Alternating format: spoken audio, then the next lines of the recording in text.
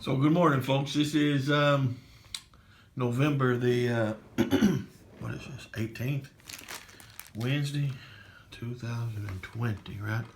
So what are we looking at here? We're looking at D-Day Dice Pocket. All right. I'm gonna do a quick little playthrough. Then we're gonna review the game. All right. So I'll give you some rules. First of all, there's no map. All right. Where your position is indicated by this dot, right? You got, and we're gonna, the scenario I picked was 6 scenarios, 6 different beaches at Utah Beach, all right? So we're gonna be on Utah Beach.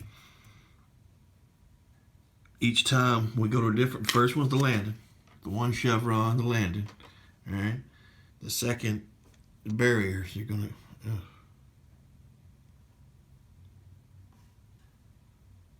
there, I didn't want to focus, did it?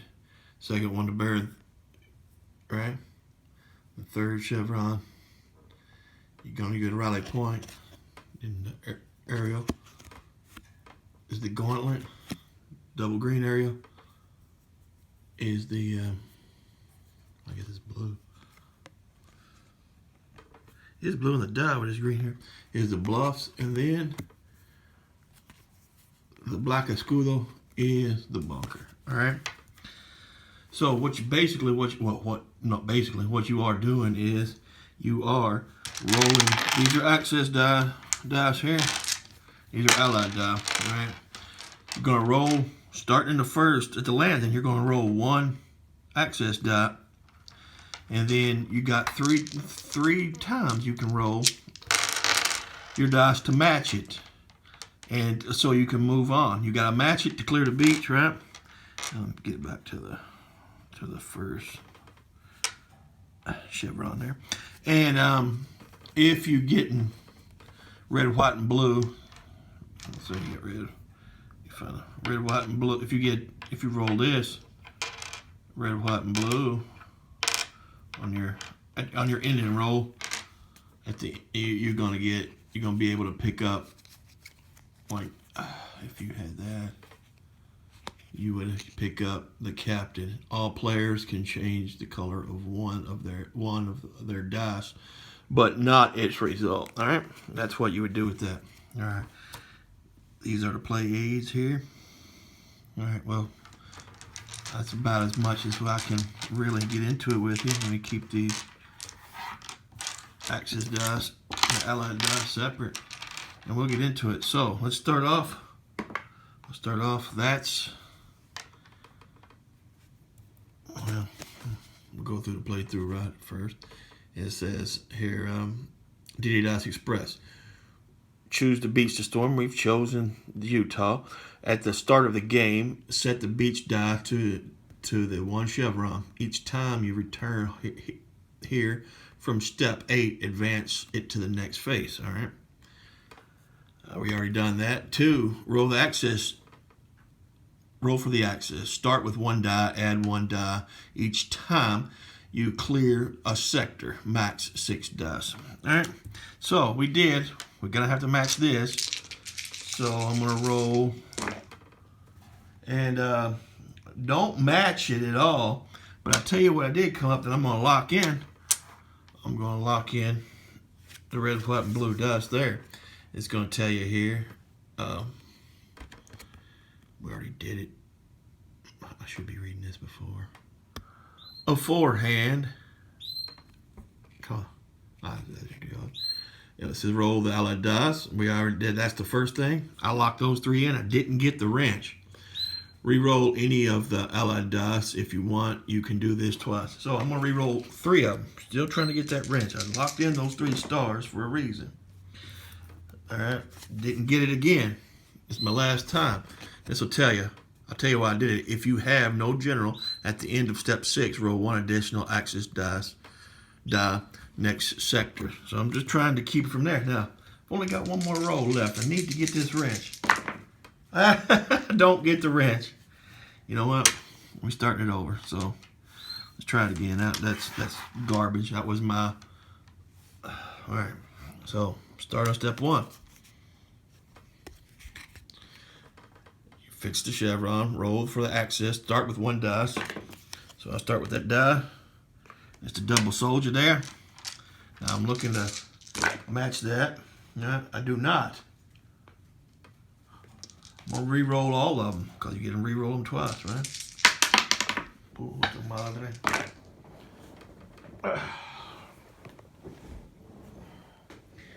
Carajo. Mr. Mi dado. Eso es. That's the thing about these dies. I'm throwing them everywhere. All right, so I do actually get 2. I'm only going to use one of those because I want to lock these in too. So we will clear it, and I got the 3 metals here. All right, one more time.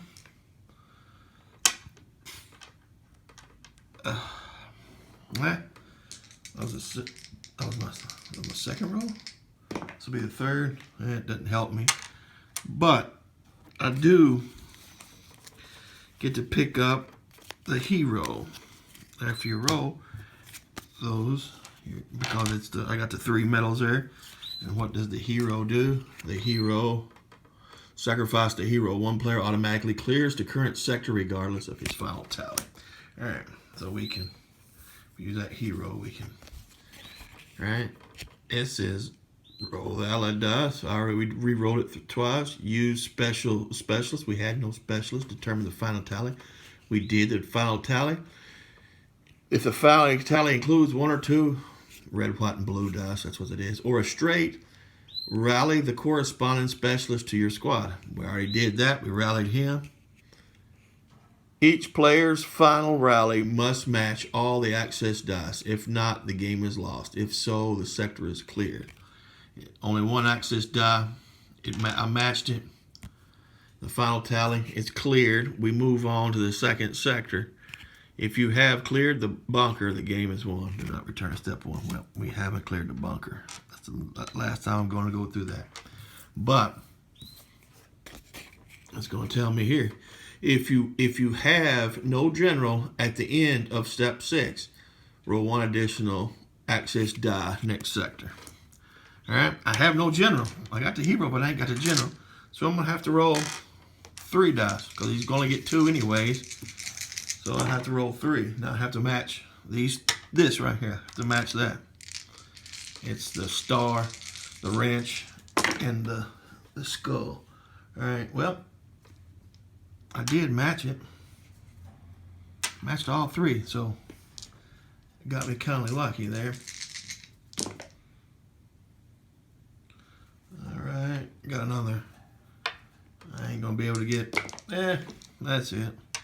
That's it and all, right?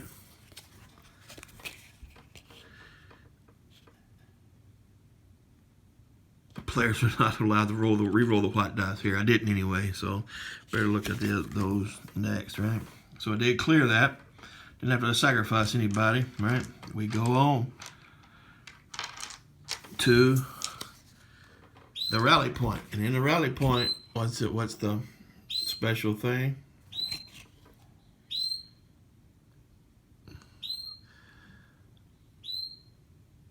Add a star to the access dice here, right? So we're rolling 3 dice, and it's star, ranch, single soldier, but we're going to add a star. So I'm going to match all that.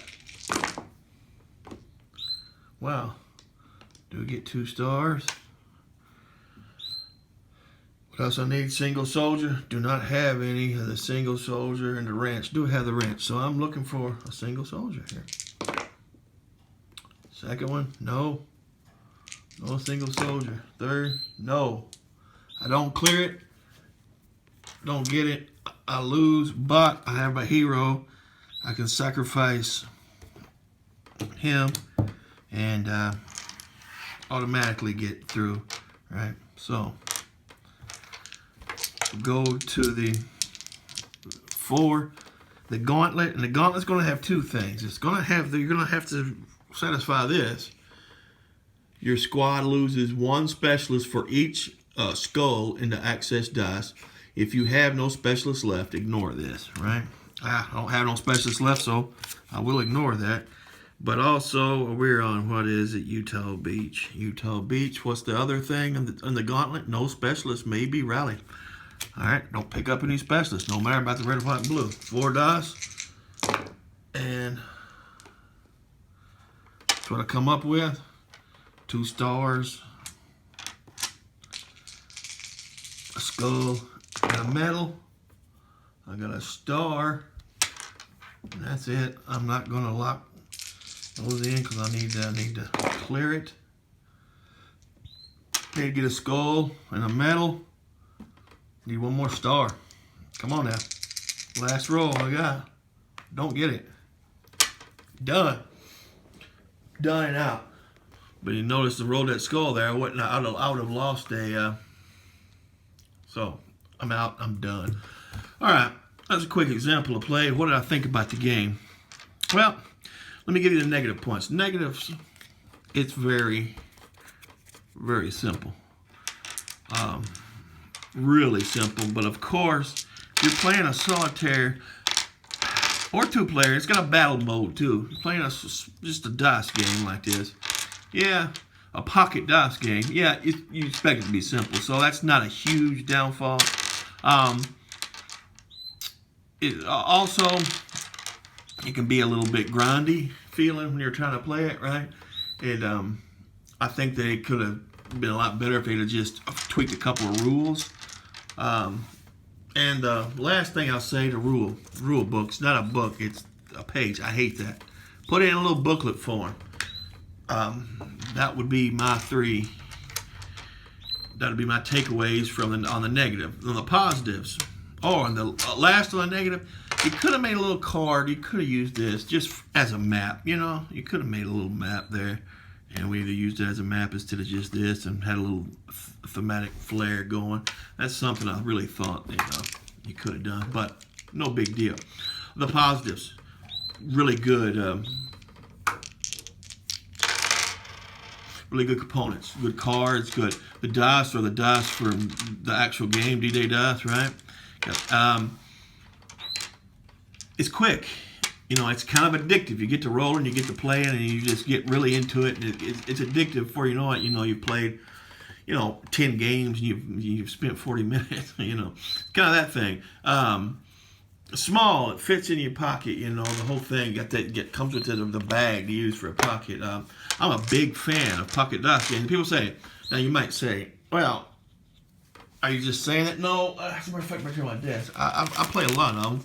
These are the pocket sports. This is a good. I do play a lot of sports games. This is Test Cricket, but they do a lot of pocket sports. There's a lot, so I love these pocket dice games. They're quick. They're easy to carry. You can play them anywhere virtually. So that's what I was looking for with this, and this is gives you the same feel, but in a war game type of a thing. Another thing that's positive, it's fun. It's just a fun game. There's nothing deep about it, but it's just fun. You just play it, it's fun. You just have fun. The biggest positive to take away from it is, I thought it was I've had D-Day Dice first edition for the longest time, and I thought, well, this is just going to be a small version of that. No, it's a whole new game. The D-Day Dice Express and the Battle, they're whole new games. They're whole games that they designed around it. They did it right. They didn't just water it down. It's a new game, which is cool, which I appreciate very much, with the same components, but it's a whole new game, man. I was really shocked by that, and I was really surprised and pleasantly surprised by that as well. So they did put some thought into it. Even gave you a little Commandant mini expansion with it. That's the Commandant. I didn't use it in there. I could have had, but went vanilla. But yeah, so that's it, man. That's the game. I recommend it. I bought this for, I think, $14. Is worth every penny of it. It's very easy. You're gonna take it with you. You're gonna just, on a lunch hour or something, just play it with somebody else, play it by yourself. I do recommend it. Is there any simulation value in it? Yeah, it doesn't simulate actual tactical decisions very well, but it does simulate, gives you kind of the simulate of the chaos of a beach landing and moving up. But quite frankly, a lot of it, especially on D-Day, a lot of that was just happenstance and luck. While some people, was shot and other people wasn't. Other people killed. Think about that beach landing, man. They landed. You're moving. Yeah, just so yeah. Each roll seems a little arbitrary, but that's kind of how it was, and that's kind of how it is. And a lot of times in a firefight situation, right? It just seems, training takes over, but yet the other guys training in your squad or whatever takes over too. So, why does he get hit in the face and you don't, right? That's the question that we've all had. Because sometimes it is arbitrary. And so it does a good job of giving you a little bit of that chaos feel, a little bit of the arbitrariness of, hey, I've done everything I could do and still didn't, it didn't turn out right. That happens a lot. That happened a lot on D-Day, on, June 6, 1944 there. And I'm making a lot of noise with this, I'm sorry. But yeah, there's some simulation value when you start talking about chaos. So yeah, it does that okay. But yeah, just fun. Nice fun game. I recommend it. Go buy it. You're not going to, it's going to be, you find it for $20 or under. I paid, I think, $12 for it. So, worth every penny. Recommended. Y'all have a great day. Get out there. Should be some beautiful weather the next few days. Get out there and have some fun. I'll talk to you later. Bye-bye.